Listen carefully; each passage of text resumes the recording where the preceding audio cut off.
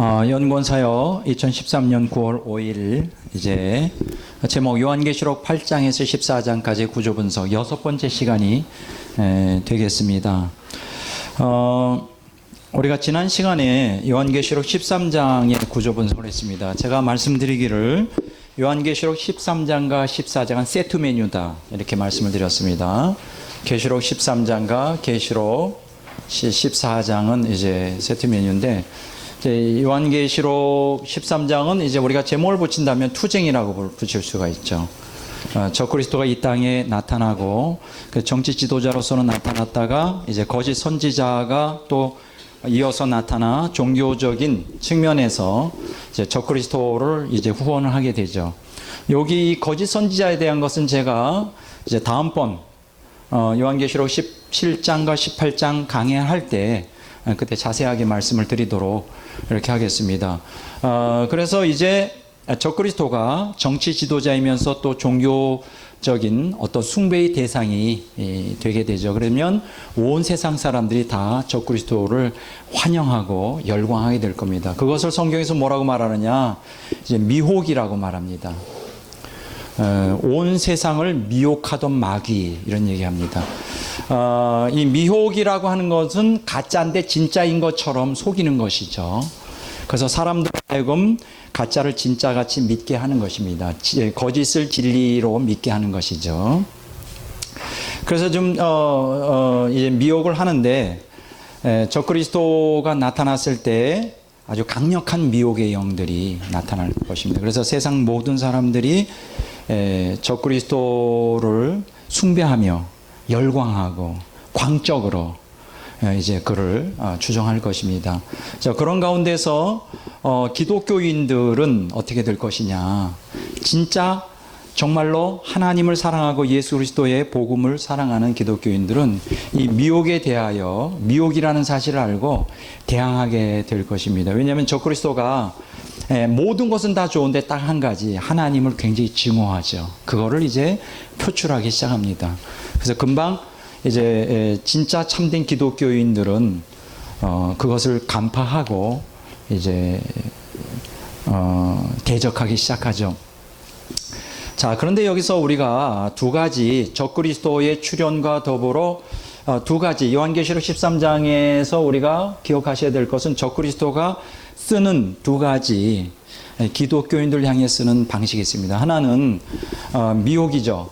이 세상 사람들도 미혹하는 것처럼 기독교인들도 미혹합니다. 그래서 그 명목적인 기독교인들은 이 미혹에 다 넘어갈 것입니다. 100% 다 타협을 하게 되고 하게 됩니다. 그래서 영적 분별력이 없기 때문에 이러한 그것들에 대하여 그 세상의 욕망을 가지고 있는 사람들은 다 타협을 해서 적그리스도의 편에 서게 돼요. 왜냐하면 적그리스도가 무엇을 가지고 세상 사람들을 미혹하느냐? 인간의 욕망을 잘 분석하여 그 욕망을 충족시켜주는 그 약속과 또 그쪽 방향으로 하기 때문에 욕망이 강한 예수님을 믿지만 세속적인 마인드가 강한 기독교인들은 다 미혹에 넘어갈 것입니다. 그래도 이제 그 진짜 기독교인들 정말 주님을 사랑하는 사람들은 그 욕망을 따라가지 않고 주님과 함께 행하기를 원하죠. 그러면 두 번째 적그리스도가 쓰는 방식이 있습니다. 그게 뭐냐면 박해예요. 생명을 위협합니다. 이 두 가지. 그래서 오늘 적그리스도가 나타나는 후 3년 반에 통과하는 성도들은 두 가지 그 시련을 극복해야 돼요. 하나는 세상의 유혹이죠. 욕망을 따라 유혹하는 세상 것에 대하여 과감하게 버리는, 거기에 물들지 않는 그러한 자기를 초탈하는 그러한 신앙이 필요하고요. 두 번째는 박해 때 과감하게 자기 목숨이라도 내어주는, 죽음을 각오하는 그런 신앙이 필요합니다. 그러니까 오늘 여러분들이 참된 신앙으로 나아가려면 두 가지를 여러분 극복해야 돼요. 하나는 세상의 유혹을 물리쳐야 됩니다. 오늘 현대 기독교인들의 정말 가장 결정적인 문제는 뭐냐면 세속적인 그 욕망이 아주 많이 섞여 있다는 거예요. 이게 굉장히 지금 아주 그 기독교인 신앙에 아주 치명적이에요. 이걸 갖다가 우리가 뭐라고 말하냐? 우상 숭배라고 합니다. 탐욕은 우상 숭배예요. 그러니까 오늘 현대 기독교가 세속화되고 이렇게 약화되어 빛과 소금의 역할을 못하고 생명을 잃어가는 것은 아주 간단합니다.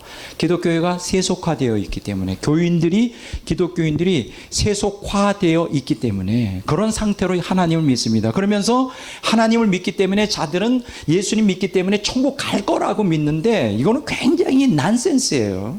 제가 이제 사실 오늘 그 강의를 못하죠. 오늘 여러분들에게 나눠드린 아주 그 자료 있잖아요. 이걸 오늘 강의를 못하고 다음 주로 이어가야 되겠는데, 제가 그 말씀 순종 없이 구원은 없다라는 거 하나 아주 무서운, 과격한 사람들이 보면, 그리고 저돌적인, 써서는 안 되는, 잘못하면 이단으로 몰릴 수 있는 용어를 제가 과감하게 썼어요. 과감하게 쓴 이유는 그동안 제가 수년 동안 말씀을 전하면서 사실은 이제 요 내용이 아주 중요한 것입니다. 사실 어떤 면에서는 성경적 신앙의 핵심이에요. 이것을 여러분들이 그동안 배워왔고, 이제 하나님께서 제 마음에 지난 주간에 이 말씀을 선포해야 된다는 굉장히 강력한 인상을 제 안에 심어주셨어요. 그래서 사실은 말씀 순종 없이 구원은 없다라고 말하면 아마 많은 정통신학자들이 들고 일어날 거예요. 백목사 이단이다. 아니, 어떻게 말씀 순종은 옵션이지.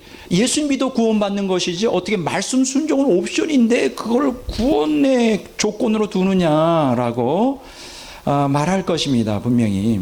그래서 사실은 저도 이걸 안 쓰려고 그랬어요. 왜냐하면 이렇게 쓴 사람이 많지가 않아요. 역사상. 오늘 제가 책을 가지고 나왔지만 조나단 에드워즈 요 책 또다시 다음 주에 제가 좀 얘기를 할 텐데, 영적 감정을 분별하라.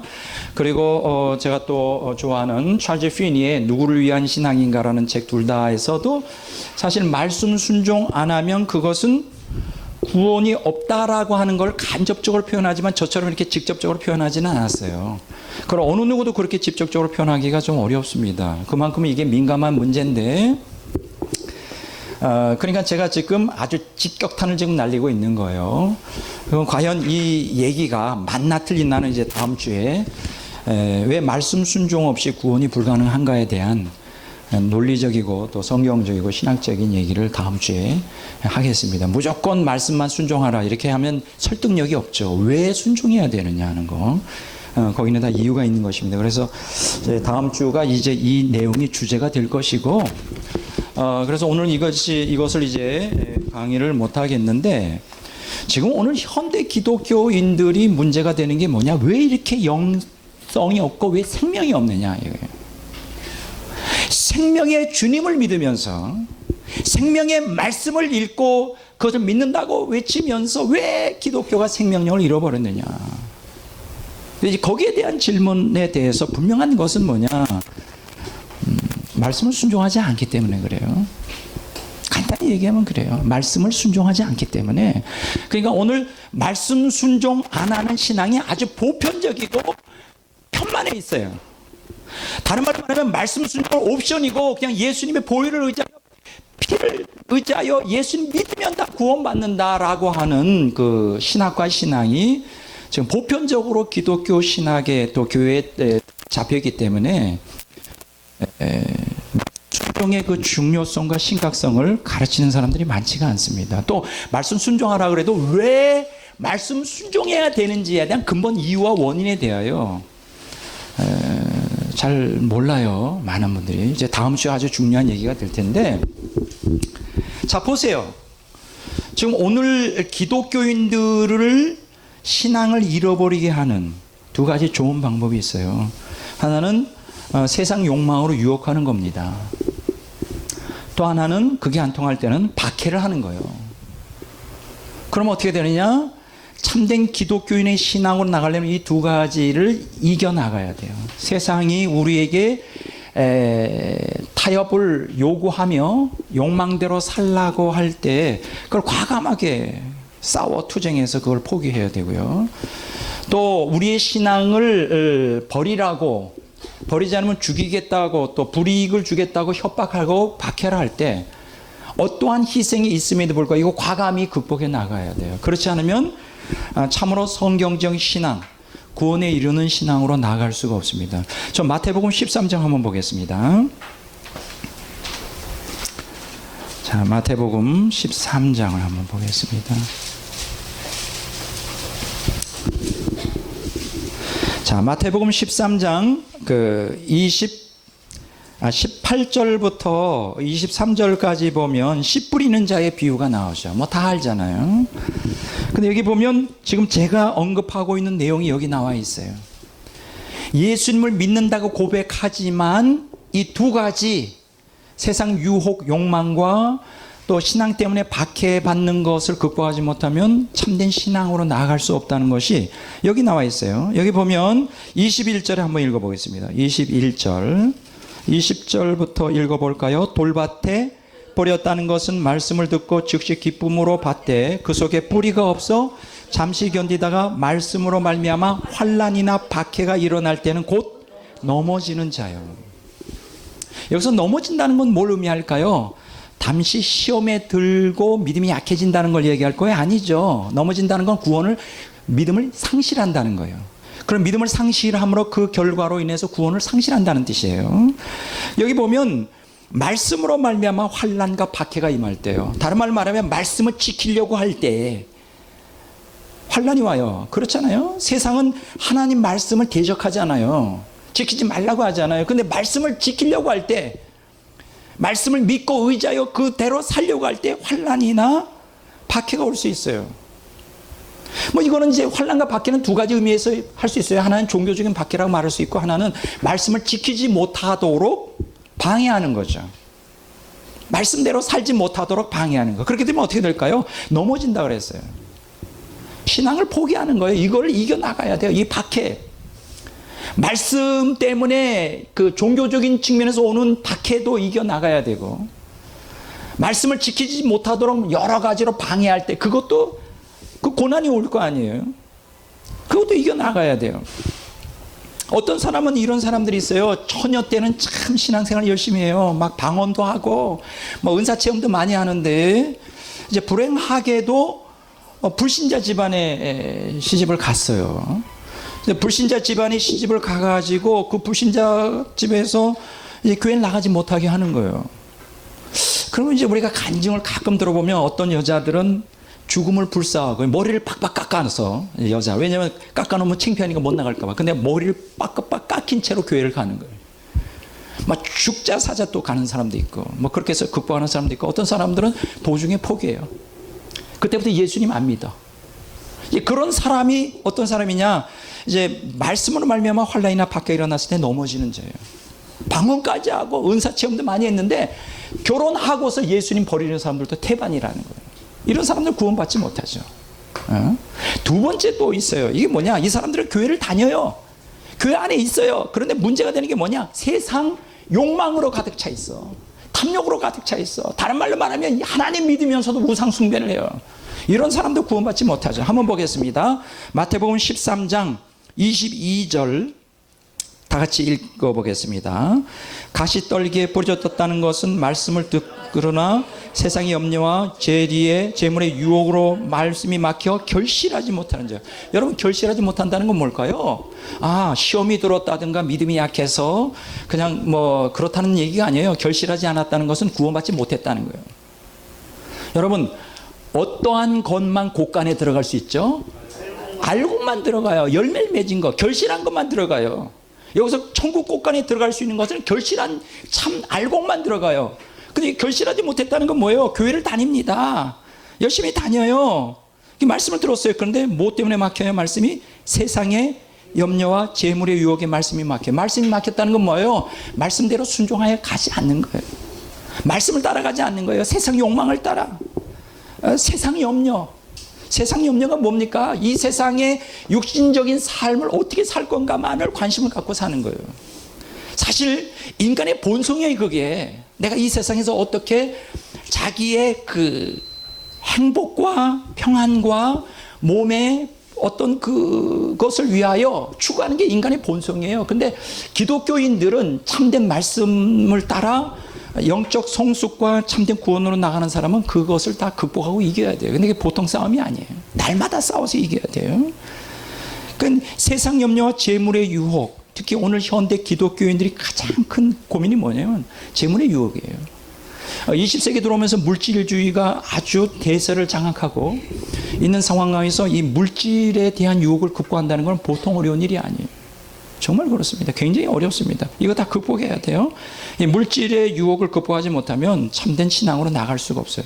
여기 보면 말씀이 막혀 결실하지 못한 사람. 지금 제가 두 가지를 얘기했죠. 욕망과 박해. 이게 지금도 기독교인들의 신앙을 흔들어 놓는 중요한 요인인데 앞으로 7년 대환란 후 3년 반이 되면 이 두 가지 세상 욕망과 박해 두 가지 작전을 가지고 기독교인들을 흔들어 다 하나님을 떠나도록 강력하게 미혹할 것입니다. 거기서 이겨나가야 돼요. 여기서 이길 수 있는 것은 뭘까요?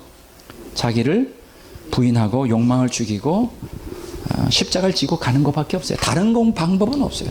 다른 방법은 없습니다. 여러분 한번 보세요. 요한계시록 한번 보겠습니다. 요한계시록 22장 봅니다. 22장인가? 21장이네요. 요한계시록 21장 8절 한번 보세요. 요한계시록 21장 8절 찾으셨어요? 예, 다 같이 읽어보도록 21장 요한계시록 21장 8절 찾으셨나요? 예, 제가 같이 읽어보겠습니다. 그러나 두려워하는 자들과 믿지 아니하는 자들과 흉악한 자들과 살인자들과 음행하는 자들과 점술가들과 우상숭배자들과 거짓말하는 모든 자들은 불과 유황으로 타는 못에 던져지리니 이것이 둘째 사망이니라. 자, 이 구절에서 우리가 조금 잘 이해가 안 되는 한 구절이 있어요. 다른 건 다 이해가 되는데 지옥 불과 유황이 타는 못에 들어가는 둘째 사망에 참여할 자, 거기에 대해서 다 이해가 되는데 한 가지 여기에서 우리의 주목을 끄는 한 구절이 있죠. 두려워하는 자들. 이게 뭘까요? 도대체 두려워하는 자들의 실체가 뭘까요? 뭘 두려워한다는 거예요? 겁쟁이죠. 그러니까 겁쟁이들도 지옥 간다는 거예요. 그러면 이 두려워하는 자들은 어떤 자들일까요? 이런 자들이죠. 예수님 믿어요. 천국 가고 싶어요. 그리고 성경이 진리라는 걸 인식하고 있어요. 예수님 믿어요. 성경이 진리라는 것도 알고 있고 또 예수님 믿어야 천국 간다는 걸 알아요. 그리고 세상을 사랑하지 말아야 되고 신앙을 밖에 때도 신앙을 지켜야 된다는 걸 알아요. 그런데 어떻게 해요? 그걸 믿음으로 이기지 못하는 거예요. 두려워해서. 뭘 두려워하는 거죠? 자기에게 주어진 특권을 다 상실할까 봐. 물질을 박탈당할까 봐. 자기 생명을 빼앗길까 봐. 두려워하는 거예요. 겁을 먹는 거예요. 그런 사람들이 두려워하는 사람들이에요. 그러니까 이런 사람들은 굉장히 그 타협을 하며 살죠. 세상하고. 오늘 현대 기독교가 왜 이렇게 생명이 없습니까? 간단해요. 너무나 세상과 타협을 해요. 세상과 타협한다고. 세상과 타협하면 절대로 우리는 하나님을 상실하고, 세상과 하나님은 원수예요. 세상을 사랑하는 자는 하나님과 원수예요. 성경이 분명히 얘기했죠. 타협하면 안 돼요, 여러분. 타협하지 않는 신앙을 가져야 돼요. 타협을 하면서, 그래서 성경 뭐라고 그랬어요? 천국에 들어가기를 애쓰는 자들 중에서 천국에 들어가지 못할 자가 많은다 그랬어요. 천국 가고 싶어요. 그렇지만 가지 못해요. 왜요? 자꾸만 타협하고 이러한 그 욕망이나 박해를 극복하지 못하고 그냥 적당히 신앙생활하는 거예요. 적당히 하다가는 다 천국 못 들어가고 지옥 갑니다. 그래서 제가 말씀 순종 없이 구원이 없다고 하는 얘기를 이제 다음 주에 할 텐데 들어보시면 그게 무엇을 의미하는지를 정확하게 이해할 수가 있을 것입니다. 자, 그러니까 이 요한계시록 13장은 이제 그러한 추세로 가는데, 일단은 하나님께서 7년 대환란 후 3년 반이 되면 모든 성도들이 적그리스도의 손아귀에 들어가도록 허락하실 것입니다. 한번 좀 성경을 찾아보도록 할까요? 요한계시록 11장 7절 보겠습니다.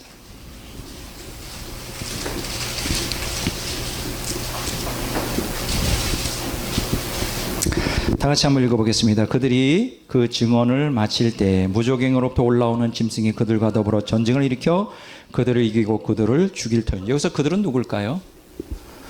무적행으로부터 올라온 짐승, 그것이 적그리스도의 마음에 들어가 이제 그들과 전쟁을 일으켜서 그들을 죽이는데, 그들은 누굴까요? 두 증인이죠. 예, 두 증인을 죽이게 될 것입니다. 자, 이 두 증인을 죽임과 동시에 이제 성도들에 대한 박해, 또 그 박해로 인한 이제 철저한 이제 성도들을 적그리스도의 손아귀에 넣는 그런 일들이 있게 되죠. 요한계시록 13장 7절 보겠습니다. 자, 다 같이 한번 또 읽어보겠습니다. 또 권세를 받아 성도들과 싸워 이기게 되고. 성도들과 싸워 이기게 된다는 거예요. 여기 투쟁이죠. 여기서 말하는 싸워 이긴다는 것은 뭐 영적인 전쟁에서 이김을 얘기하는 게 아니라 성도들을 완전히 지배해 버린다는 거예요. 이 땅에 있는 모든 인간을 지배하고, 그 지배를 당하는 인간 안에는 이제 기독교인들이 있는데, 하나님 믿는 사람이 있는데, 그들을 다 완전히 생사 여탈권을 가지고 지배해 버린다는 거예요. 꼼짝 못해요. 자, 다니엘서 한번 보겠습니다. 다니엘서 7장 21절에도 똑같은 내용이 이제 요한계시록 13장에 있는 말씀과 같은 말이 나오는데, 자, 한번 보겠습니다. 다니엘서 7장 21절.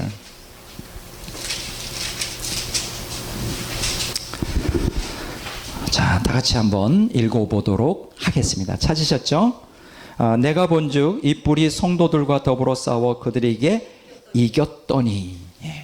이 뿔은 뭐예요? 적그리스도죠. 작은 뿔. 성도들과 더불어 싸워 이겼다. 어떻게 했다? 이겼다. 자, 요한계시록 12장 7절에도 똑같은 내용이 나옵니다.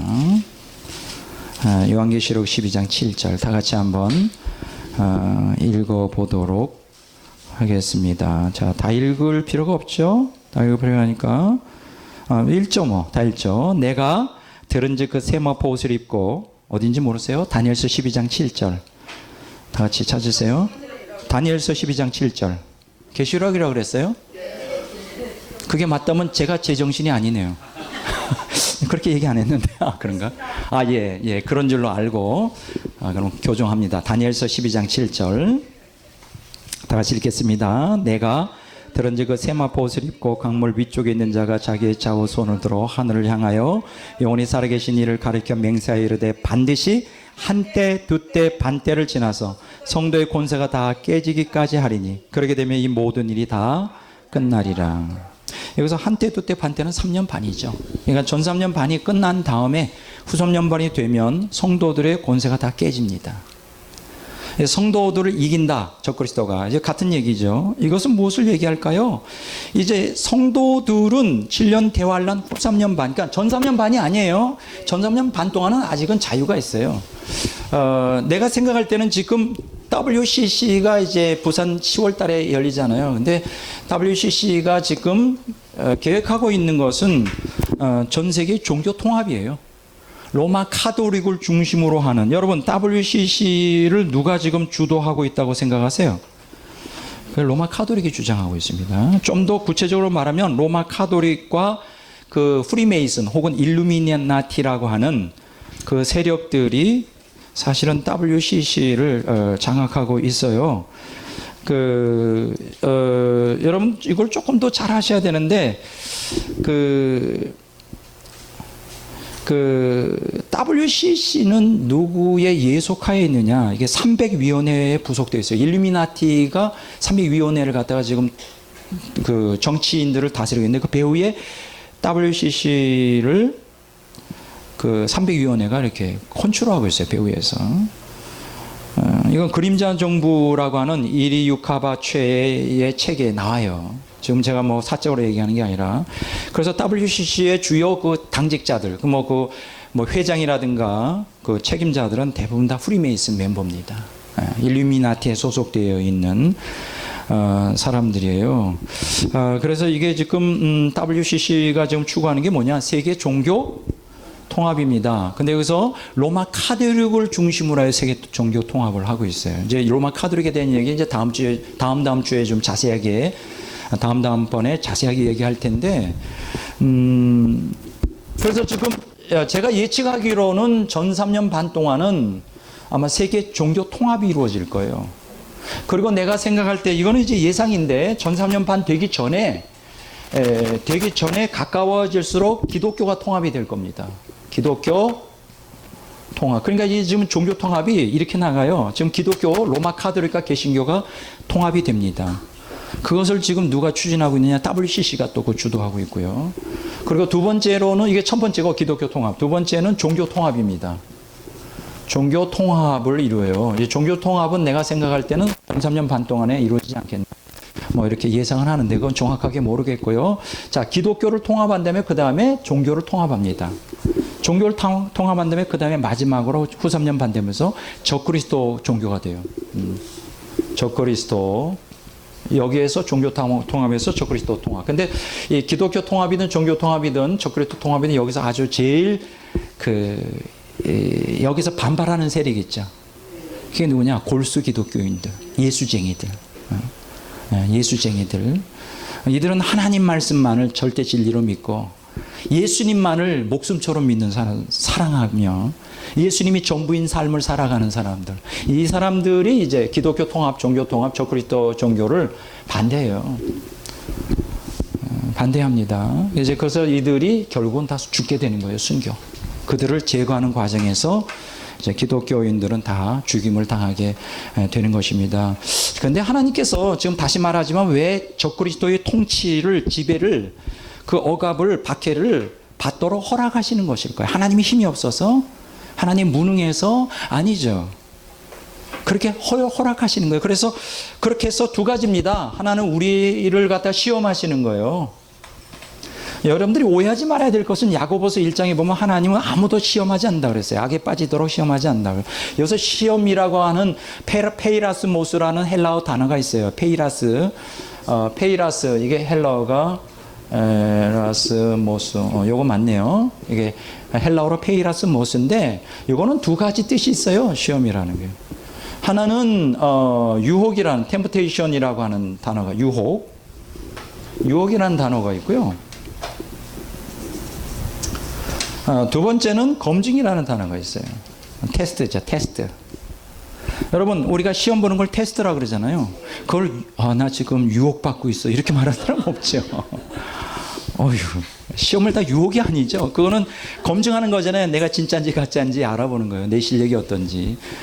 그래서 성경에 보면 하나님이 아브라함을 시험했다 그럴 때 그게 유혹일까요? 검증일까요? 검증이에요. 진짜인지 가짜인지 알아보는 거예요. 그러나 마태복음 4장에 보면 마귀가 예수님을 시험했다 할 때 그거는 검증인가요? 유혹인가요? 그건 유혹이죠. 그러니까 마귀가 시험하는 건 유혹이고 하나님이 우리를 시험하는 건 유혹이 아니라 뭐예요? 달아보는 거예요. 검증이에요. 똑같아요. 자, 하나님께서 우리를 시험해 보시는 거예요. 후 3년 반 적그리스도의 지배 아래 있게 하는 것은 내가 진짜 신앙인지 가짜인지. 두 번째 시험을 해보시고 두 번째는 뭐냐? 테스트하고 두 번째는 연단하죠. 연단은 불 가운데서 시련 가운데서 오직 살아도 죽어도 주님만을 섬기는 백성들. 사실 우리에게 환난이 왜 필요할까요? 절박하게 필요해요. 환난이 없으면 다 기독교인들의 신앙이 죽어가요. 세상 같아요. 진짜 참된 거듭난 성도들조차 자꾸만 세상에서 편하게 살려고 그래요. 그래서 연단이 안 되죠. 그래서 성화가 안 돼요. 그래서 하나님께서는 종종 우리 인생의 삶에 엄청난 시련을 우리에게 허락하시는 것입니다. 자, 여기 이제 요한계시록 14장으로 이제 넘어갑니다. 자, 아까 그 요한계시록 14장 보면 이제 6번째 삽경, 보충계시라고 얘기를 했죠. 이제 13장에서 성도와 악인들 간의 격돌이 있고 승자와 패자가 누구인지 분명히 밝혀지죠. 그게 이제 요한계시록 14장에 나와요. 근데 재미있는 것은 요한계시록 14장은 죽음의 책이라고 말할 수 있어요. 따라서 합시다. 죽음의 책. 죽음의 책. 자, 무슨 책? 요한계시록 14장에 죽음의 책이에요. 왜냐하면 죽은 자 얘기만 나와요. 죽은 자 얘기. 의인도 죽고 악인도 죽습니다. 누구나 다 죽어요. 그러니까 저와 여러분들이 기억하셔야 될 것은 의인과 악인을 판단하는 기준을 육체적인 죽음에 두면 안 돼요. 의인들도 죽어요, 언젠가. 악인들도 죽어요. 그거는 구속사에서 하나의 과정일 뿐이에요. 중요한 것은 죽은 다음에 진짜 그 영혼이 천국 가느냐 지옥 가느냐 이게 문제죠. 또 여기서 기억하셔야 될 것은 이 땅에서 현세에서 성공하느냐, 재물을 많이 갖고 그것을 가지고 의인과 악인을 또 따지는 것도 사실은 불완전한 거예요. 죽은 다음에 정말 그 사람이 하나님 앞에 천국 가느냐 지옥 가느냐, 이게 지금 이제 가장 중요한 문제가 되겠죠. 그래서 여기 보면 의인들은 짐승의 표를 받지 않고 신앙을 지키다가 순교하여 영원한 천국의 복락에 들어가게 되겠죠. 그러나 짐승의 표를 받고 마귀를 따르며 성도들을 핍박하던 악인들의 죽음은 영원한 지옥의 형벌이 돼요. 두 가지 죽음의 형태가 요한계시록 14장에 나옵니다. 근데 한 가지 재미있는 게 있어요. 요한계시록 14장을 읽다 보면 그 열매가 익었다는 표현이 나옵니다. 한번 좀 볼까요? 요한계시록 14장에 좀 보겠습니다. 자, 요한계시록 14장 15절 맨 끝에 한번 보겠습니다. 당신의 낫을 휘둘러 거두소서, 땅의 곡식이 다 익어 거둘 때가 이르렀습니다. 요거는 이제 14절부터 16절까지는 의인의 추수에 대한 얘기를 해요. 성도들의 추수. 근데 여기 보면 곡식이라는 단어가 나옵니다. 곡식이 다 익었다. 곡식이 다 익었다. 이런 표현이 나와요.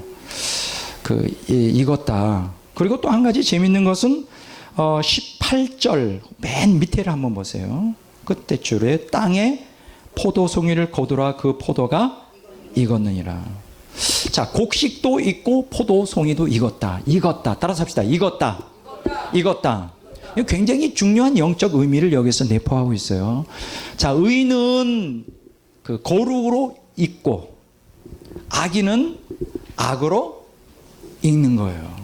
자, 천국은 거룩으로 익은 성도들이 들어가는 곳이고, 지옥은 악인들이 악으로 익은 악인들이 들어가는 거예요.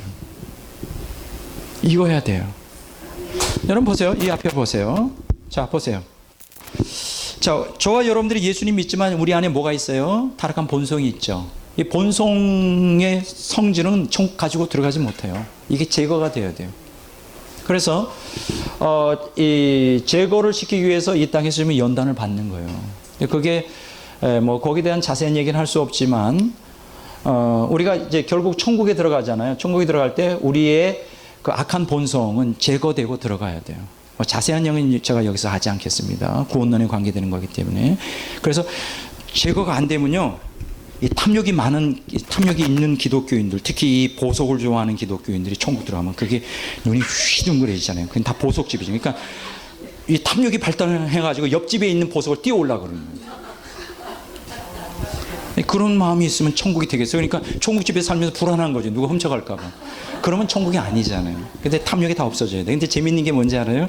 어떤 그 입신한 그 경험한 어떤 분의 그 간증을 들었는데, 이분이 좀 그런 그 보석에 대한 관심이 많고 좀 욕심이 있었나 봐요. 근데 환상 가운데 입신하여 예수님의 영광 가운데 있는 예수님을 딱 봤는데, 예수님의 그 허리에 막 보석, 막 이따만한 보석들이 있는데, 그 발에도 있는데, 예수님 발 앞에 딱 엎드렸는데, 거기서 보석이 보이더래요. 반짝반짝. 그런데 갑자기 어떤 마음이 들었냐? 그 예수님의 발 위에 있는 그 보석을 하나 띄워왔으면 좋겠다. 지상으로. 그런 욕심이 생기더래요. 얼마나 그게 천국에 가서도 그게, 그러니까 이제 우리가 욕심이 제거가 돼야 돼요. 어쨌든 없어야 되고, 그러면 악인들은 어떻게 될까요? 악인들 안에도 그 본성적인 양심이라고 하는 걸 통해 선을 지향하는 마음이 있죠. 그 선을 지향하는 마음이 또 제거가 돼야 돼요. 지옥은 뭐냐? 모든 그 선이 다 제거가 된 상태로 들어가야죠. 뭐 이런 거. 그래서 그걸 갖다가 성경은 뭐라고 말하냐? 읽는다라고 말합니다. 따라서 합시다. 읽는다. 예, 이렇게 이제 우리가 알곡 추수와 포도주 추수에서 가장 중요한 것은 열매가 익어야만 된다. 그래서 7년 대환란은 성도들을 선으로 거룩으로 있게 만드는 과정이고, 7년 대환란은 그 악인들을 전도하기 위한 기간이 아니라 악인들을 악으로 있게 만드는, 그래서 지옥 보내는 그런 과정이다. 이렇게 여러분들이 이해하시면 아주 정확하게 이해가 되는 것입니다. 자, 여기 이제 요한계시록 14장을 이제 한번 좀 세 가지 부분으로 구분할 수 있습니다. 첫째는 14장 1절에서 5절까지 처음 익은 열매의 추수입니다. 여기 14만 4천 명의 노래가 나오죠. 근데 여기 보면 13장에는 아주 격렬한 영적 전쟁이 벌어지는 광경이 나오는데 갑자기 14장 딱 들어오면서 장면이 확 바뀌면서 요한이 입에서 감탄사가 팍 나옵니다. 근데 우리가 요한계시록 14장 1절에는 그 표현이 없어요. 여기 있네. 한번 볼까요? 내가 보니 보라. 따라서 합시다. 보라. 이게 이제 헬라어로 이두라 그래요. 이두. 이게 감탄사예요. 와. 우리 한국말로 말하면 와. 자, 이런 표현이죠. 갑자기 13장에서 막 그 투쟁이 보였는데 14장이 딱 열리면서 하늘문이 쫙 열리면서 14만 4천 명이 하나님 앞에 서서 찬양하는 그 광경을 이제 사도 요한이 이제 목도하게 되죠. 자, 이 14만 4천은 누구죠? 우리 14만 4천에 대한 언급이 14장 1절에 나오는데, 자, 한번 읽어볼까요? 또 내가 보니 보라 어린 양의 시온산에 섰고 그와 함께 14만 4천 명이 서 있는데 그들의 이마에는 어린 양의 이름과 그의 아버지의 이름을 쓴 것이 있더라. 자, 14만 4천이 여기 나오는데 14만 4천이 언제 최초에 나오죠? 요한계시록 7장에 나오죠. 한번 넘어가 보겠습니다. 요한계시록 7장에 보면 4절에 보면 내가 인침을 받은 자의 수를 들으니 이스라엘 자손의 각 지파 중에서 인침을 받은 자들이 14만 4천. 여기 처음 나옵니다. 그런데 이들은 7년 대환란 전에 인침을 받아요. 물론 14만 4천이 뭐 유대인이다 아니다 뭐 이거는 여기서 따질 필요가 없어요. 어쨌든 14만 4천은 굉장히 대단한 영적 지도자임에 틀림없습니다. 대단한 영적으로 성숙한 성도임에 틀림없어요. 그리고 7년 대환란을 통과하는 7년 요한계시록 7장에 보면 아무나도 능히 셀 수 없는 수많은 기독교인들의 정신적인 지주요 그들의 신앙의 리더가 되고 멘토가 되고 스승이죠. 이 사람들이 14만 4천이 이제 7년 대환란을 통과하는 성도들을 영적으로 지도하게 되는데 어쨌든 이들이 지금 요한계시록 7장에 나오는데 근데 요한계시록 14장에 보면 또 나온단 말이에요. 그러면 요한계시록 7장에 나오는 14만 4천은 이 지상에서 사역을 준비하는 14만 4천이고 요한계시록 14장은 13장의 영적 투쟁을 통하여 승리하여 어디에 들어간 자들일까요? 천국에 들어간 자들이에요. 여기 보면 시온산에 서 있다고 그랬어요. 여기 시온산은 뭡니까? 새 예루살렘 성이에요. 그러니까 7년 대환란 후 3년 반을 통과하면서 그 순교의 열풍이 불 때 최초로 순교하여 첫 열매로서 들어가는 대상자가 누구냐? 14만 4천이에요. 그렇지 않겠어요, 여러분? 여러분, 그 14만 4천은 영적 지도자인데 적그리스도가 온 세상을 통치하면서 블랙리스트 위에 14만 4천의 이름이 다 들어가지 않겠어요? 그래서 적그리스도가 완전히 장악하여 그들을 박해하고 죽일 때 제1차적으로 누굴 죽일까요? 14만 4천을 죽이는 건 당연한 거예요. 예, 지도자들을 다 죽입니다. 그래서 14만 4천이 이 사람들이 시온산에 서 있는 어린 양의 어린 양이 시온산에 섰고 그와 함께 14만 4천이 섰다는 것은 이들이 순교하여 구원받은 첫 열매로서 천국에 들어갔다는 걸 얘기해요. 이해가 되시죠? 네, 시온산에 섰다. 이걸 접으시고 요한계시록 7장 한번 보세요. 7장 14절 15절 보겠습니다. 13절부터 보겠습니다. 장로 중 하나가 응답하여 나에게 이르되 아직 못 찾으셨어요? 요한계시록 7장 13, 14, 15절 다 같이 읽겠습니다. 장로 중에 하나가 응답하여 나에게 이르되 이 흰옷 입은 자들이 누구며 또 어디서 왔느냐? 내가 말하기를 내 주여 당신이 하시나이다. 아니 그가 나에게 이르되 이는 큰 환란에서 나오는 자들인데 어린 양의 피에 그 옷을 씻어 희게 하였느니라.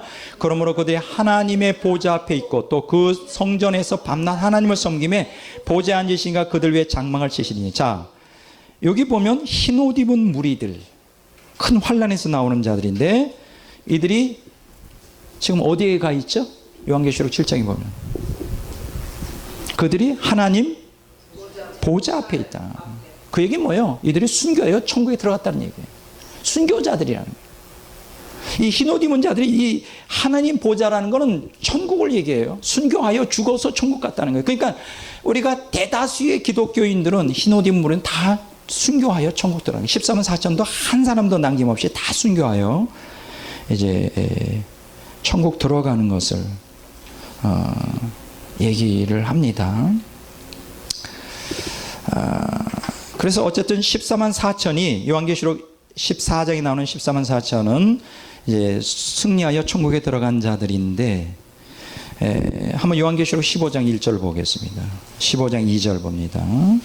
또 내가 보니, 찾으셨어요? 또 내가 보니 불이 섞인 유리바다 같은 것이 있고 짐승과 그의 우상과 그 이름의 수를 이기고 벗어난 자들이 유리바닷가에 서서 하나님의 검은 걸 가지고, 자, 유리바다는 뭐죠? 하나님의 보좌 앞에 있는 어떤 유리바다죠. 거기에 짐승의 표를 이긴 사람들이 서 있다. 그 얘기 뭐예요? 그들이 다 순교하여 하나님의 천국에 들어갔다. 뭐 이런 얘기를 할 수가 있습니다.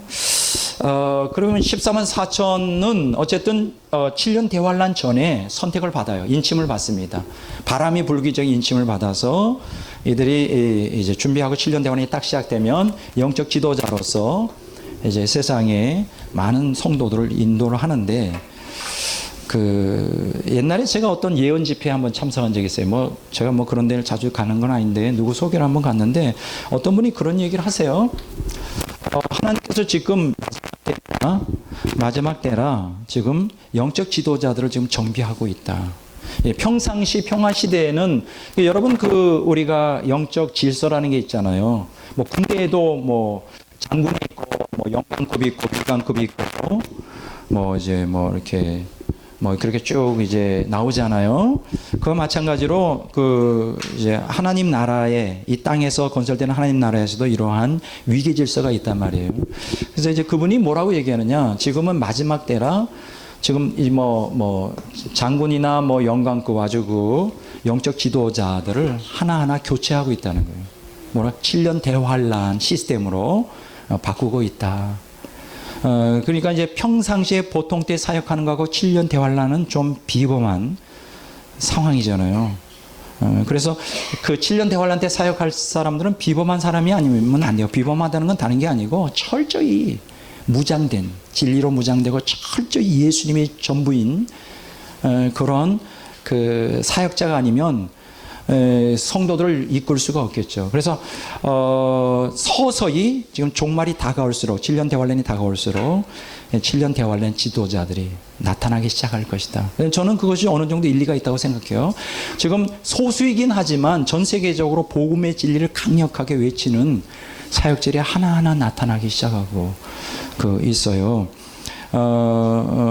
그리고 이러한 영적 지도자들은 이 땅에서 수십 년 동안 잘 나가는 사람이 아니에요. 중요한 거는요, 어쩌면 예수를 믿고 신앙생활을 잘하는데도 어쩌면 그렇게 일이 잘 안 풀릴까.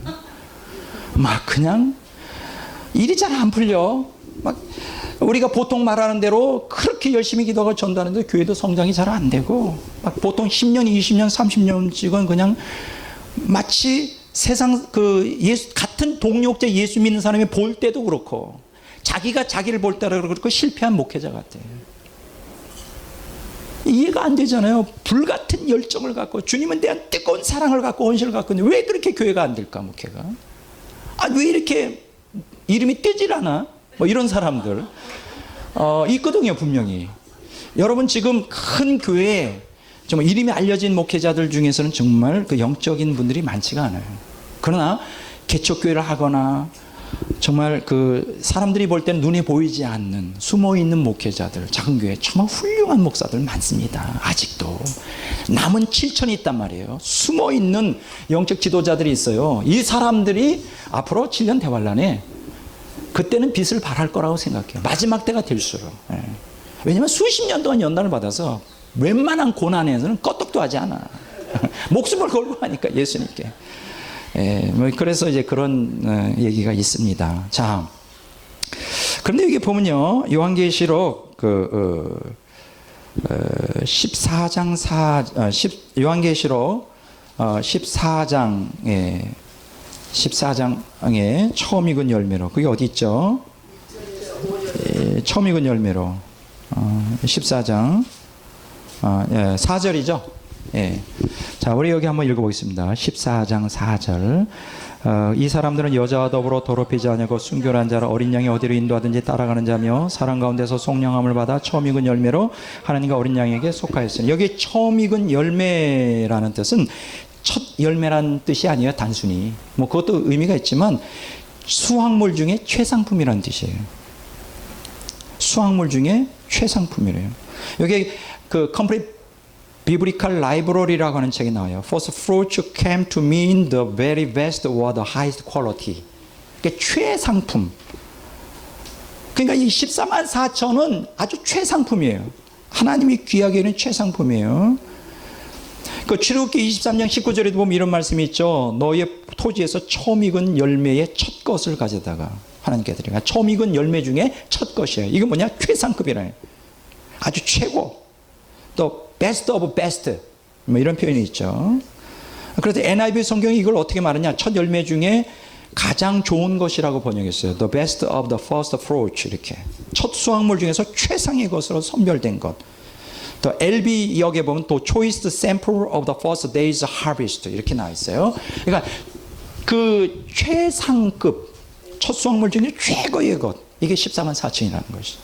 이 사람들은 그 7년 대환란 전에도 신실하게 주님을 위하여 헌신하고 주님 뜻대로 살려고 발버둥 사람이었고, 이제 7년 대환란 되면 더욱더 고난과 환란 가운데서 철저히 하나님께로 나아가는 사람들이죠. 이렇게 우리가 표현할 수가 있습니다.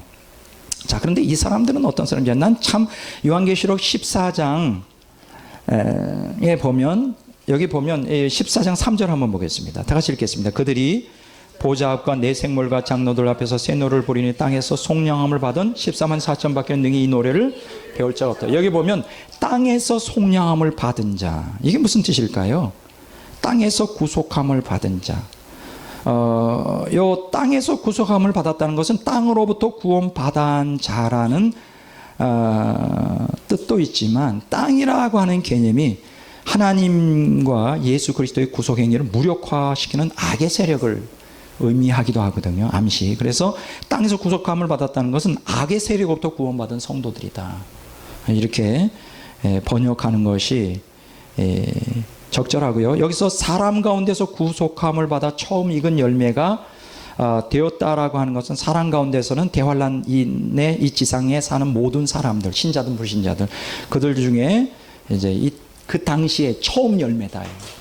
14만 4천 하나님께 곳간에 들어가는 7년 대환란에서 이제 곳간에 들어가는 처음 열매, 이렇게 이 처음 익은 열매가 되었다는 건 뭐예요? 순교자가 되었다는 것이죠. 순교자. 14만 4천이 첫 순교자라서 최상의 거룩을 추구하는 자들로서 이제 천국에 들어가는데, 제가 이제 가장 좋아하고 아주 중요시 여기는 구절이 여기 나와요. 다시 한번 읽어보도록 하겠습니다. 4절입니다. 14장 4절 찾으셨죠? 다 같이 읽겠습니다. 이 사람들은 여자와 더불어 더럽히지 아니하고 순결한 자라 어린 양이 어디로 인도하시는지 따라가는 자며 사랑 가운데서 속량함을 받아 처음 익은 열매로 하나님과 어린 양에게 속한 자들이니. 저는 이 구절 읽을 때마다 마음이 막 뜨거워지고 찡해요. 야, 나도 이러한 삶을 살아야 되지 않겠나. 우리 모든 기독교인이 사실 이러한 삶을 살아야 돼요. 이거는 뭐 14만 4천만 사는 게 아니라 모든 기독교인이 살아가야 될 하나의 롤 모델이죠. 첫 번째 뭡니까? 이 사람들은 어떡한 사람이라고요? 여자와 더불어 더럽히지 않다. 뭐 그렇다고 해서 여자와 부부관계 안 있다, 그런 뜻이 아니라 정절이 있는 자라는 거예요. 여기서 여자는 세상을 의미해요. 세상과 음행하는 거, 세상과 짝하는 거, 우상 숭배하는 거. 신앙의 정절을 지켰다는 거예요. 세상과 타협하지 않았다는 거예요. 여자와 더불어 더럽히지 않았다는 건 세상과 타협하지 않았다는 거. 오늘 현대 기독교인들에게 가장 절실하게 요청되고 요구되는 거는 신앙의 순교를 지키는 거예요. 신앙을 팔아먹지 말라, 이 세상의 욕망에. 예? 단호하게 그것을 자기에게 불이익이 온다 할지라도 단호하게 끊어라. 그런 자들을 하나님이 쓰시지, 세상 누릴 거 다 누리고 세상과 타협하고 그런 사람은 어떻게 하나님께서 더러워서 쓰겠어요? 정절이 있는 사람들이에요. 순결한 자들이에요. 오늘 우리에게 제일 중요한 것은, 오늘 우리에게 절실하게 요구되는 건 세속에 물들지 않는 순수한 신앙. 좀 세상 사람들이 볼 때는 바보같이 보일지 모르지만 그 약삭 빠르지 못하고 둔하고 너무나 정직하고 진실해서 타협하지를 못하고 그럴지 모르지만 하나님은 그런 진실한 자를 좋아해요. 시편에 보니까 이런 얘기 있어요. 하나님은 순진한 자를 좋아한대요. 우리가 순진하다 하면 무슨 생각이 드느냐면 이 바보 아니야? 아주 나쁜 의미로 써요. 순진하다. 근데 성경 보니까 시편에 순진한 자를 좋아한대.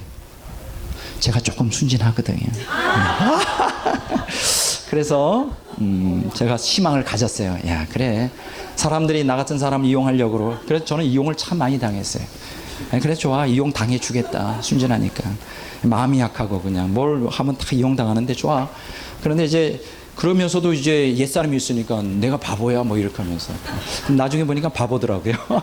그런데 성경 보니까 순수한 사람을 참 좋아하시고 순진한 자를 좋아해요. 여러분들 다 순진한 분들이 되시길 바랍니다.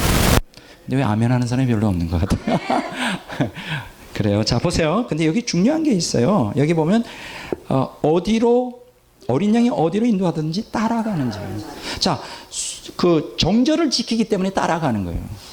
세상을 사랑하고, 여러분 그렇잖아요. 어떤 남자를 따라가는데 부부인데 여자가 딴 남자에게 관심이 많아요. 딴 남자가 이렇게 마음에 들어 막. 그럼 어떻게 따라가겠어? 온전히 자기 남자를 어떻게 따라가겠어? 자기 마음에 오직 그 남자만 있어야 따라가는 거 아니에요? 이게 제일 중요한 거예요. 예수를 믿는 게 중요한 게 뭐냐? 예수를 믿으려면 우리가 세상에 물들면 안 돼요. 우상을 숭배하면 절대 예수님을 따라갈 수가 없어요. 그 눈이 짝짝이 같아. 한쪽은 예수님을 바라고 한쪽은 세상을 바라봐. 그 눈이 사팔이 돼요. 이렇게 가지고는 따라가는데 사팔이 돼가지고 이쪽으로 갔다가 저쪽으로 갔다가 안 됐잖아요. 네, 그건 잘 모르겠어요. 제가 사팔이 아니라 어떻게 걸어가는지, 사팔 되는 사람들은 어떻게 걸어가는지 잘 모르겠지만 어쨌든 기본 상식으로 따라가는 자들이에요. 저는 이게 얼마나 마음에 와닿는지 몰라요. 근데 예수님께서 뭐라 그래요? 내가 나의 십자가를 지고 지는 것 같이 너도 내 십자가를 지고 나를 따르라 이렇게 말하잖아요. 여러분 우리는 자꾸만 예수님이 십자가 진 것만 믿어요. 그리고 나는 십자가 안 지려고 그래. 이거는 성경적인 신앙이 아니에요. 절대로 그런 사람들은 거룩해 줄 수가 없어요. 절대로 그런 사람들은 하나님의 생명에 거할 수가 없어요. 예수님 뒤를 따라가야 돼요. 그럼 예수님을 따라간다는 건 뭘까요? 나의 십자가를 지고 쫓아가는 거예요. 여러분 성경에 보면 누가복음인가요? 그 부자 청년에게 예수님이 하신 말씀이 나옵니다. 어떻게 하면 생명을 얻겠습니까? 영생을 얻겠습니까? 계명을 지켜라. 계명 다 지켰어요. 그러면 내 재산을 다 팔아 가난한 자에게 주고 너는 나를 따르라. 근데 그 너는 나를 따르라 할 때 성경의 한 그 사본에 보면 내 십자가를 지고 나를 따르라 이렇게 나와 있어요. 예수님을 따른다는 건 뭘 얘기할까? 그냥 예수님을 졸졸 따라가는 건 아니에요. 예수님이 십자가 뒤를 따라가는 게 아니에요. 예수님이 십자가를 졌듯이 나도 나의 십자가를 지고 예수님을 따라가는 거예요. 그게 예수님 본받는 삶이죠. 이해가 되세요? 자, 그렇게 하려면 어떻게 해야 돼요? 세속에 물들지 말아야 돼요. 정절을 지켜야 돼요. 순교를 지켜야 돼요. 예수님 앞에. 그 다음에 예수님을 이제 따라가는 것이죠. 자, 그렇게 되면 어떻게 될까요? 여기 세 번째 보면 따라가는 자, 그 흠이 없는 자들이다. 5절에 그 입에 거짓말이 없고 흠이 없는 자들. 예수님을 따라가면 어떻게 될까요? 흠이 없고 거짓이 없는 거룩함에 이르는 성도가 되죠. 하나님의 신의 성품에 참여하는 성도가 되죠. 죄로부터 정화되어 완전에 도달한 자가 돼요. 흠이 없다는 건 무슨 뜻일까요? 헬라어로 아모모이라 그러는데 이거 죄로부터 정화되어 완전에 도달한 자예요. 죄로부터 정화되어 거룩에 신의 성품에 참여하려면 한 가지밖에 없어요. 예수님의 십자가를 우리도 십자가를 지고 따라가는 것밖에. 나를 부인하면서 그래야 거룩하게 돼요. 그럼 예수님이 십자가를 따라가려면 어떻게 될까요? 정절을 지켜야 돼요. 세상과 타협하면 안 돼요. 왜 오늘날 현대 기독교인들이 이렇게 무능하고 능력이 없고 마땅히 세상의 것에 너무나 이렇게 휘둘릴까요? 세상의 것에 휘둘릴. 간단해요. 초탈하지 못하기 때문에 세상. 초탈, 디태치먼트. 너무나 세상 것에 욕망에 꽉 잠겨 있어서 그걸 다 내려놓지를 못해 그냥 붙들고만 있어요. 내려놔야 돼요. 저는 그래서 요한계시록 14장 4절 5절이 너무 제 마음에 들어요. 이것이 그리스도인 신앙의 롤 모델이다. 첫째, 순교를 지켜야 된다. 세상과 타협하지 말라. 둘째로 예수님을 따라가는 자가 되자. 예수님 십자가 되신 나의 십자가를 따라가자. 세 번째, 흠이 없는 자다. 거룩을 지향하는 자가 된다. 그래서 이 사람들은 예수님을 따라가면서 완전에 이른 사람들이에요. 유다서 1장 24절에 보면 죄 없는 완전한 자라 그랬어요. 데살로니가전서 3장 13절에 보면 거룩함에 흠이 없는 자다. 뭐 이렇게 말해요. 제가 그 하나님 임재 연습이라는 책을 또 가지고 나왔어요. 참 나는 이 책을 볼 때마다 너무 좋아요. 근데 여기 13만 4천이 예수님을 따라갈 때 또 정절, 순교를 지키고 또 흠이 없는 거룩한 완전에 도달하게 되었을 때 그 신앙생활은 얼마나 험난했을까 생각해요. 그들이 이 땅에서 주님을 따라가는, 주님을 믿는 14만 4천의 삶이 얼마나 험난했을까. 참 본받아야 되죠. 이 책에 보면 하나님 임재 다시 얘기하지만 로렌스 형제가 이런 얘기를 해요. 참 저는 아직도 멀었었다는 생각이 들어요. 나는 시련이 올 때 자꾸만 하나님이 날 사랑하는 걸까? 불만이 있으려고 그러잖아요. 불만이. 여러분 안 그러시죠? 저는 아직 멀었다고 생각해요. 시련이 올 때, 내가 손해보는 일을 당할 때 내 안에서 자꾸만 이 불평이 일어나려고 그래요. 어떤 분은 감사를 자꾸 하라 그러는데 가끔 불만이 있어요. 불만이 자주 있다고. 어떤 사람은 매번 하는 불만하는 사람도 있긴 한데 뭐. 근데 이 로렌스 형제를 보면 난 너무 이분들이, 나는 이런 분들이 14만 4천에 속하는 영적 지도력을 갖고 있는 분이라. 이 사람은 어떤 사람이냐? 이렇게 고백을 해요. 참 가혹한 고통을 받는 것이 하나님이 기쁘신 뜻이라면 남은 생애 동안 애만 아니라 영혼의 시간 동안에도 하나님을 사랑하는 마음으로 그 모든 걸 기쁘게 견디겠노라. 정신 나간 사람 아니야 이 사람. 우리는 그렇게 생각하네요. 고통이 빨리 좀 지나갔으면 좋겠다. 뭐 고통이 지나면 뭔가 또 큰 하나님의 복을 주시겠지. 뭐 그 복 때문에 고통을 견디는데 이 사람은 하나님의 뜻이에요. 가혹한 고통을 겪는 것이 하나님의 기쁜 뜻이라면 이 땅에서만 아니라 죽어서 영원히 난 그 고통을 겪겠다. 정신 나간 사람 아니야 이 사람. 근데 나는 이런 사람들을, 이건 뭘까요? 철저히 하나님의 선하심을 믿는 것이죠. 그렇죠. 절대 주권에 복종하는 삶이죠. 절대. 오늘 우리에게 그게 필요하다. 신앙이 누가 신앙이 좋은 사람이에요? 어떤 환경 속에서도 절대 주권, 하나님의 돌보심과 선하심을 믿고 하나님께 내 모든 걸 맡기고 감사하면서 기뻐하면서 찬양하면서 그 십자가 길을 가는 거예요. 결국 그 모든 것을 합력해 귀한 선한 열매를 맺을 걸 기대하면서 말이야. 야, 따지지 않아요. 머리로 굴리지 않아. 머리를 굴려서 이렇게 하면 이렇게 응답하실까, 이렇게 하면 이렇게 응답 안 해. 그냥 간단해요. 그냥. 야, 존경스러워요. 이 14만 4천은 바로 그런 사람들이죠. 다. 자, 넘어가겠습니다. 자, 요한계시록 14장 6절에서 13절에 보면 피할 수 없는 선택의 기로. 아까 제가 얘기했잖아요. 11장에 아까 우리가 말했잖아요. 어딘지 아세요? 요한계시록 11장 17절부터 18절까지 보면 이제 하나님께서 그 의인과 악인을 선별하고 구속사의 가장 기본 원리를 얘기하죠. 악인들은 심판하고 의인들은 연단하여 상 주시고 성화시켜서. 근데 14장에 보면요. 지금 14장 6절에서 13절에 보면 아주 무서운 경고를 하고 있어요. 자, 여기 한번 보겠습니다. 6절 7절 다 같이 한번 읽어보겠습니다. 또 보니 다른 천사가 공중에 날아가는데 땅에 거주하는 자들 곧 모든 민족과 종족과 방언과 백성에게 전할 영원한 복음을 가졌더라. 자, 여기까지만 해보겠습니다. 이 구절 가지고 또 신학자들이나 또 요한계시록을 전공하는 사람이 영원한 복음을 또 아주 신비화해가지고 자꾸만 이상하게 푸는데, 여기서 말하는 영원한 복음은 복음이 아니에요. 여러분 한번 물어보겠습니다. 복음을 전할 수 있는 특권은 누구에게 주어졌죠? 천사입니까? 인간입니까? 천사는 절대 아니에요. 인간이에요. 인간에게만 복음을 전할 수 있는 권세인데, 여기 보면 그 땅에 거주하는 모든 인간에게 전할 영원한 복음을 천사가 가지고 있다? 이건 영원한 복음이 아니에요. 이건 잘못된 번역이에요. 요거 영원한 복음이라는 것은 그 하나님의 변치 않는 영원한 메시지를 얘기해요. 이걸 조금 더 구체적으로 번역해 보면 그 정치적 포고령이에요. Complete Biblical Library에 보면 Public Political Decrees, 정치적 포고령. 따라서 합시다. 정치적 포고령. 영원한 복음이 아니에요. 정치적 포고령이에요. 정치적 포고령. 그러면 여기서 말하는 정치적 포고령의 내용은 뭘까? 짐승의 표를 받으면 지옥 간다. 그러니까 끝까지 믿음을 지켜라. 그거예요. 의인과 악인, 악의 하나님을 반역하는 악인들에게 내려지는 심판의 선언들이 나와 있는 것이죠.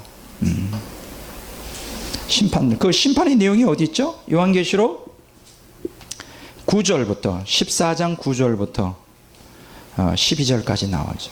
짐승의 표, 짐승에게 우상에게 경배하고 이만한 손의 표를 받으면 어떻게? 진노의 포도주를 맞는데 진노의 잔에 섞인 것이 없는 부은 포도주. 이게 무슨 뜻일까요? 순도 100% 독한 술이에요. 그러니까 아주 혹독한 심판, 아주 섞인 것이 없이 부은 포도주라는 게 아주 가혹한 지옥의 형벌과 영원한 지옥의 형벌을 받게 될 거라는 거예요. 그러니까 여기서 천사가 전하는, 온 땅에 거하는 사람들이 전하는 영원한 복음의 핵심은 뭐냐? 너희들이 짐승의 표를 받으면 영원한 지옥불에 들어간다. 그걸 여기서 정치적 포고령이에요. 무슨 얘기인지 아시겠어요? 여기서 영원한 복음은 복음이 아니에요. 7년 대환란을 통과하는 성도들에게, 사람들에게 복음을 전하는 그 복음이 아니에요. 이걸 잘못 해석하면 아니에요. 여기서 또 한 가지, 불신자들에게는 이런 경고와 더불어 신자들에게도 경고하는 것입니다. 예수 믿는 사람들 끝까지 표 받으면 안 된다. 끝까지 인내로서 그러한 박해와 유혹과 시련을 견디고 참된 믿음을 갖고 있다는 걸 하나님 앞에 행위로 표출해라. 그래 보여줘라. 그리고 목숨을 걸고 하나님께 나아가라. 그래서 12절에 이런 말씀 있잖아요. 성도들의 인내가 여기 있으니 그들은 하나님의 계명과 예수에 대한 믿음을 지키는 거예요. 여러분, 예수님 믿는 것과 계명을 순종하는 것은 동의어입니다. 이제 다음 주에 제가 그 얘기하겠지만, 예수를 믿어요. 그러면 믿는 증거를 보여줘야죠. 어떻게 보여줘야 돼요? 목숨을 걸고 하나님의 말씀에 순종하는 거예요. 성도들이 그래서 인내가 필요한 거예요. 고난 가운데 인내.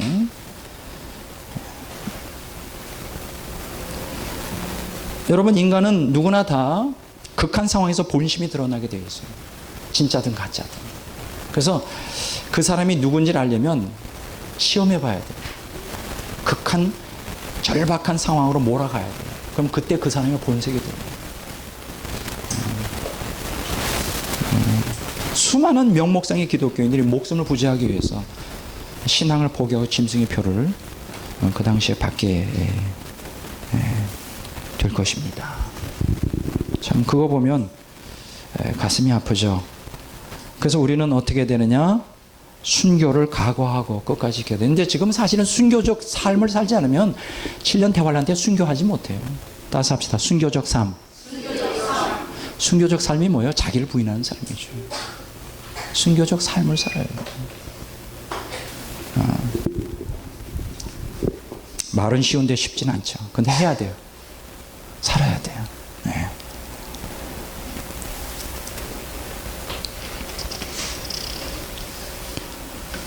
자, 여기 보세요. 그 요한계시록 14장 13절 한번 읽어보겠습니다. 또 내가 들으니 하늘에서 음성이 나서 이르되 기록하라. 지금 이후로 주 안에서 죽는 자들이 복이 있도다 하심에 성령이 이르시되 그러하다 그들이 수고를 거치고 쉬리니 이는 그들이 행한 일이 따름이라 하시더라. 주 안에서 죽는 자는 복이 있다. 이게 무슨 얘기일까요? 제가 현대어 성경으로 한번 읽어볼게요. 드디어 주님을 위하여 순교를 당한 사람들이 보상을 받을 때가 왔다. 그들은 참으로 복받은 사람들이다. 그들은 모든 수고와 시련에서 벗어나 쉬게 될 것이다. 그들의 착한 행실이 영원히 남아있기 때문이다. 여기 보면 주님을 위하여 순교를 당한 사람이라고 표현해요. 주 안에서 죽은 사람들. 주님을 위해 순교 당한 자들. 네. 지금은 뭐 순교가 보통 다반사로 일어나는 건 아니죠. 그러나 지금도 이슬람 문화권이나 불교 문화권이나 지구 곳곳에서 수많은 사람들이 순교를 합니다. 지금도 수많은 사람들이 지금 북한 같은 경우에는 기독교는 다 그냥 그거는 뭐 100%죠. 순교를 하죠. 우리 하한국 남한이라는 종교의 자유가 보장된 데서 살아서 편하지. 우리도 우리 남한에서도 조선시대에는 예수 믿으면 다 잡아다가 목을 베고 죽였죠.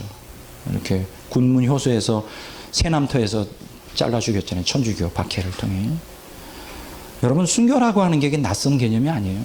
지금 평화로운 환경 속에 사니까 순교가 이상한 것 같이 보이지만 우리 2000년 교회사 속에 보면 순교는 참 다반사로 일어났습니다.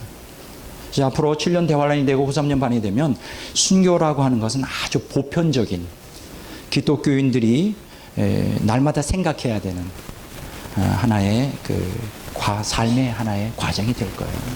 지금은 안 그렇지만 그러나 저는 이렇게 생각해요. 언제라도 하나님이 원하신다면 언제라도 예수님을 위하여 죽을 각오를 하고 살아야 되겠다.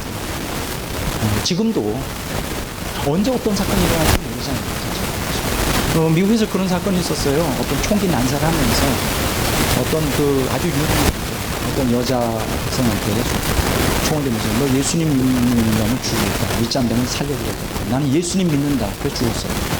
순교자라고 유명한 사람이 있죠. 그러니까 우리는 이렇게 생각해요. 우리는 언제라도 주님을 사랑하기 때문에 죽을 준비를 항상 해야 돼요. 지금도 주님을 위하여. 왜 이런 준비를 해야 되는지 아세요? 날마다 주님을 부인하도록 유혹하거나 박해하는 일들이 벌어질 때 주님 편은 서기 위해서요. 나는 주님을 택하겠다. 지금 준비를 해야 돼요. 매일매일의 삶 속에.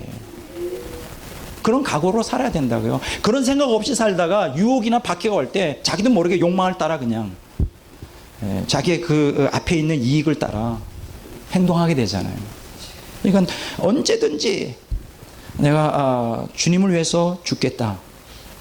기회가 된다면 절대로 주님을 포기하지 않겠다. 내가 어떤 유혹과 어떤 것을 나에게 준다 할지라도 나는 주님과 바꾸지 않겠다. 이런 이거는 가장 기본 아니겠어요? 기독교인으로서 예수님이 최고다. 예수님이 나의 삶의 전부다. 이런 자세로 날마다 다짐해도 쉽지가 않은 인생인데 널널하게 그냥 살면 어떻게 이 험난한 세상에서 신앙을 지킬 수가 있겠어요? 자, 그 다음에 보겠습니다. 여기 보면 그렇게 해서 이제 14만 4천이 다 죽고 이제 다시 한번 14장 6절에서 13절까지 이제 경고를 하잖아요. 신앙을 끝까지 지켜라. 그 다음에 이제 14절부터 20절까지 합니다. 요거의 제목을 붙인다면 나중 익은 열매의 추수예요. 여기 14절부터 20절에는 두 가지 추수가 나와요. 알곡 추수와 포도송이 추수가 나와요. 두 가지 추수. 알곡 추수, 곡식 추수는 분명히 이제 우리가 요한계시록 7절에 보면 아무라도 능히 셀 수 없는 무리들이 흰 옷을 입고 그렇죠. 천국에 순교하여 들어가잖아요. 이게 알곡 추수죠. 그리고 포도 추수는 악인들의 추수예요. 악인들, 하나님을 믿지 않는 악인들도 다 죽습니다. 성도들도 대부분 다 죽고 극소수의 7년 대환란을 통과하여 천년 왕국의 조상이 되는 사람 빼놓고는 다 죽고 악인들도 다 죽어요. 예수님 지상 재림할 때는 하나도 남지 않습니다. 악인들은 다 하나님이 단계별로 죽이게 되죠. 자, 근데 여기서 우리가 한 가지 재미있는 것이 있어요. 뭐가 재밌느냐?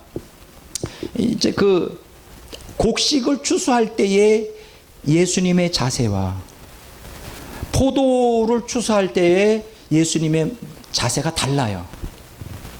자, 한번 보겠습니다. 요한계시록 14장 14절, 15절, 16절 다 같이 읽겠습니다. 또 내가 보니 흰 구름이 있고 구름 위에 인자와 같은 이가 앉으셨는데 그 머리에는 금멸융안이 있고 그 손에는 예리한 낫을 가졌더라.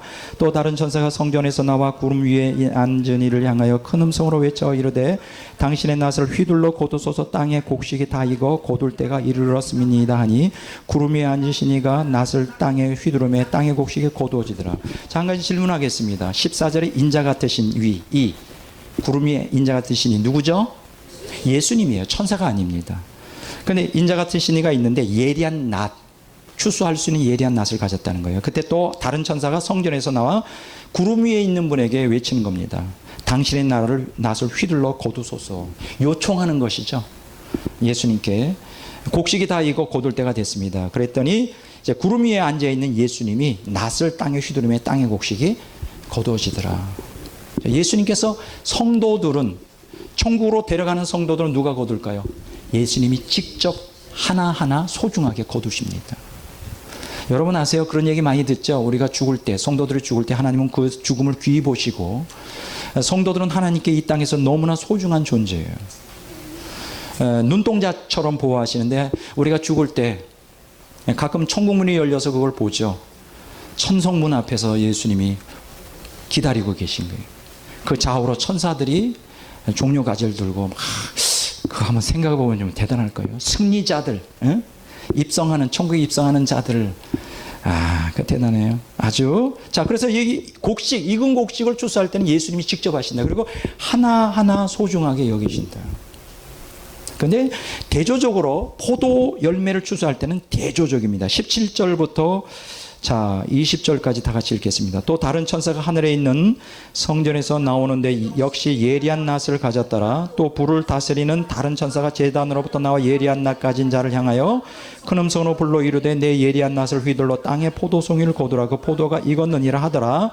천사가 낫을 땅에 휘둘러 땅에 포도를 거두어 하나님의 진노의 큰 포도주 틀에 던지매 성박에서 그 틀이 밟히니 틀에서 피가 나서 말 굴레까지 닿고 1600 스타디온에 퍼지더라. 자, 근데 신기한 것은 이 포도송이 추수할 때는 예수님이 추수하지 않는다는 거예요. 다른 천사가 하늘의 성전에서 나오고 예리한 낫을 가졌는데 예수님처럼, 또 다른 불을 다스리는 다른 천사가 제단에서 나와서 예리한 낫 가진 그 천사에게 말하기를 포도를 거두라. 포도송이를 거두라. 포도가 익었다. 그래서 천사가 낫을 땅에 휘둘러 땅의 포도를 거두었다. 그래서 거두어 하나님의 진노의 포도주 큰 틀에 던졌다. 이렇게 얘기를 해요. 자, 여기에서 우리가 달라요. 여기서 거둔다. 이 거둔다는 게 14장, 계시록 14장 15절에 나오고요. 이게 대리손이라고 합니다. 아주 애써 키운 소중한 곡식을 수확한다는 뜻이 있고요. 14장 18절에 고두라, 포도송이를 고두라 할 때 고두라는 거는 투르게손이라고 그러는데 단순히 모으다라는 뜻이에요. 헬라어 단어의 뜻이 달라요. 소중한 수확물이라는 개념이 아니에요. 그 마치 티끌을 갖다가 떨어진 낙엽, 더러운 낙엽을 모아서 이제 불태우기 위해서 모으는 것처럼. 그러니까 여기에서 하나님께서 의인과 악인을 다루시는 태도가 다 달라요. 똑같은 죽음이라도 종류가 달라요. 질이 달라요. 성도들의 죽음은 하나님이 귀히 보시지만 악인들의 죽음은 곧바로 지옥행이에요. 여기에서 하나님께서 의인과 악인을 어떻게 차별하시고 다루시는가, 여기서 아주 적나라하게 나타나죠. 무슨 얘기인지 아시겠죠? 예, 그래서 그 14절에서 16절은 성도의 죽음, 순교죠. 17절에서 20절에는 악인의 죽음을 얘기해요. 악인의 죽음. 여기 보면 그 성 밖에서 그 틀이 밟히니 틀에서 피가 나서 말 굴레까지 닿고 1600 스타디온. 이거는 이제 그 아마게돈 전쟁 때 일어나는 것인데, 말 굴레는 뭐예요? 1.5m 정도 되죠. 1600 스타디온이면 약 300km 정도 돼요. 그래서 이거는 이제 아마게돈 전쟁 때에 그 악인들이 죽어 피의 강을 이룰 것을 여기서 말해주고 있죠. 어쨌든 오늘 14장은 죽음의 장이에요. 그러나 죽음의 장은 틀림없지만 죽음에는 종류가, 차원이 다르다. 의인과 악인의 죽음이 다르다. 마찬가지예요. 우리도 다 죽습니다. 기독교인들도. 뭐 오래 사는 거 가지고 하나님이 복 받았다 안 받았다 그걸 가지고 평가할 수는 없어요. 우리는 죽되 성도로서 죽어야 된다는 거예요. 그래서 천국에 들어가죠. 그거를 갖다가 하나님께서는 아주 소중하게 여기신다는 거예요. 그러나 악인들은 죽을 때 곧바로 지옥을 간다는 거예요. 그러니까 우리가 죽음 이후에는 아무라도 능히 어떻게 할 수 없는 자들을 두려워하지 말고 죽음 이후에 지옥에 멸하는 권세를 가진 하나님을 두려워하라. 그러니까 죽음을 초월하고 초탈한 우리의 신앙이 돼야 되겠죠. 그래요. 이러한 신앙, 죽음을 초탈하는 신앙을 가지려면 천국에 대한 확고한 믿음을 갖고 있어야 돼요. 근데 오늘 현대 기독교인 중에 다수가 천국을 믿질 않아요. 성경이 하나님의 말씀인 걸 믿지 않아요. 50% 이상이 기독교인들이 성경을 하나님 말씀을 믿지 않는 거예요. 영생을 믿지 않아요. 예수님의 신성을 믿지 않아요. 이런 자들은 사실은 7년 대환란, 박해가 오면 또 욕망을 따라 살면 다 변질돼요. 명목상의 기독교인으로서 이제 멸망하게 되겠죠. 오늘 우리는 알곡 신자가 돼요. 정말 하나님께 영광 돌리는 우리가 되도록 해야 되겠습니다. 자, 오늘 강의는 여기까지 하고요. 이제 오늘 시를 읽고 이제 끝내도록 하겠습니다.